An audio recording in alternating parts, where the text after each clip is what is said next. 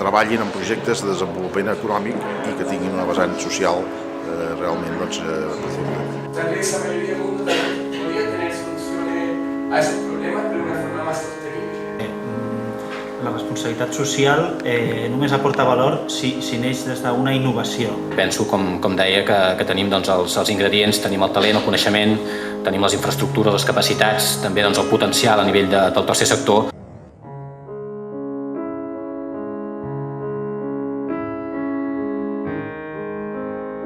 Bé, davant del context que ens trobem d'una crisi econòmica i social que perdura des de fa uns quants anys i que malauradament hem de pensar que en alguns dels seus àmbits encara perdurarà alguns anys més, ens hem plantejat la conveniència d'aportar reflexions, aportar criteris sobre com podem des de cada organització, sigui pública o privada, des de cada empresa pública o privada, aportar el nostre granet de sorra per pal·liar els efectes d'aquesta crisi. I això, una de les vessants amb les quals s'està instrumentalitzant determinades polítiques de gestió en aquest àmbit és a través del que se'n diu i es coneix ja com la innovació social, que pretén apropar totes les casuístiques de caire més social al món de l'empresa o de les organitzacions, siguin públiques, repeteixo, siguin privades. Intentar aplicar polítiques que siguin útils a les col·lectivitats des d'una perspectiva de resoldre també problemes que tenen aquestes col·lectivitats. Pensamos que podíamos hacer algo más, que esos mismos problemas podrían ser resueltos de otra forma. En general las fundaciones tienen problemas grandes de financiamiento, yo creo que la pobreza no puede depender de la caridad para ser superada. Tal vez esa mayoría del mundo también podría tener soluciones a esos problemas, pero de una forma más sostenible.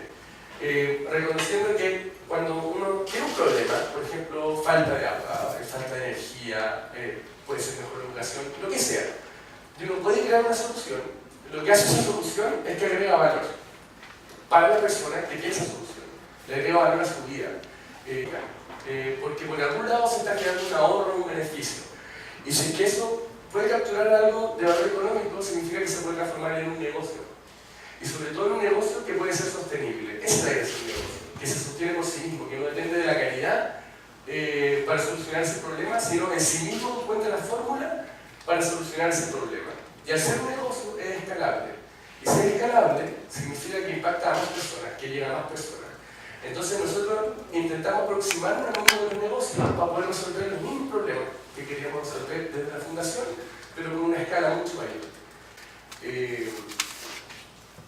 Pensamos que se podía hacer distinto, creemos sin querer innovación, porque suena muy fácil hacer negocios que resuelvan problemas sociales, sobre todo si son complejos, pero es imposible lograrlo sin innovar. Uno del impacto, o sea que los proyectos realmente lleguen a las personas y puedan generar el beneficio que la solución propone. Mitigar el riesgo de que lo que estamos haciendo vale la pena es armar un gran movimiento de emprendedores sociales o de gente que quiere hacer una innovación social o cambiar un poco su empresa para generar un beneficio social ocupando las reglas del mercado. Entonces por eso proponemos hacer un movimiento también y que les vamos a mostrar un movimiento que está creciendo mucho en América Latina. Y lo otro es plantear un nuevo paradigma de éxito. No puede ser ya solo el paradigma de éxito de la rentabilidad económica. Para nosotros, para su hijo, tenemos que esperar más de ello y porque la sociedad lo pide. ¿Sí? Al final uno piensa que si el mundo sigue siendo tan egoísta, lo vamos a destruir, no van a quedar árboles, no van a quedar ríos, va a haber gente más pobre, van a haber otros más ricos, porque somos egoístas. Y si uno piensa que eso no va a cambiar, yo lo que haría me iría a vivir al Caribe. Y como creo que se puede cambiar, pienso que una de las fórmulas más lógicas es cambiando el paradigma de éxito, que es un cambio más orgánico de lo que nosotros juntos, de manera positiva y con un alto impacto social. Entendemos que hay tanto valor que de alguna forma vamos a ver cuál es el negocio, que no se preocupen de eso, que lo vamos a encontrar, porque si resuelve un problema grande, el valor va a ser mucho, y de ahí plata va a haver. La responsabilitat social només aporta valor si neix des d'una innovació. Copiar bones pràctiques no ens permetrà diferenciar-nos de ningú, perquè estem fent el mateix que els altres. Llavors, aquest benchmarking de bones pràctiques penso que ha de ser només el principi d'un procés intern de reflexió en el que nosaltres, com a organitzacions, ens plantegem com ser pioners en algun d'aquests àmbits de la responsabilitat social, com intentar aportar quelcom nou. Que la innovació no només s'ha de plantejar des d'una perspectiva econòmica, perquè sigui realment estratègica, s'ha de plantejar també des d'una perspectiva social. No hi ha innovació sense risc, però el major risc és no innovar. La innovació social no és nova, el que és nou és la seva urgència. Les empreses no poden innovar soles. Per implementar la innovació han d'anar de la mà dels seus grups d'interès. Per innovar és necessari introduir a l'organització una sèrie d'eines que ajudin a reflexionar a l'equip.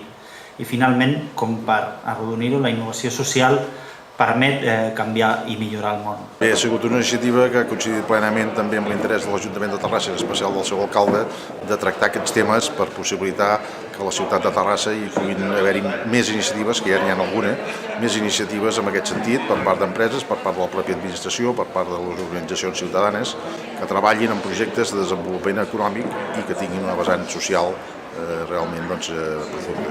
Formas de innovar y de construir nuevos valores para el futuro. Penso que la ciutat de Terrassa realment en aquests moments hem d'explorar aquest tema, hem d'iniciar el camí per realment treballar projectes d'innovació social.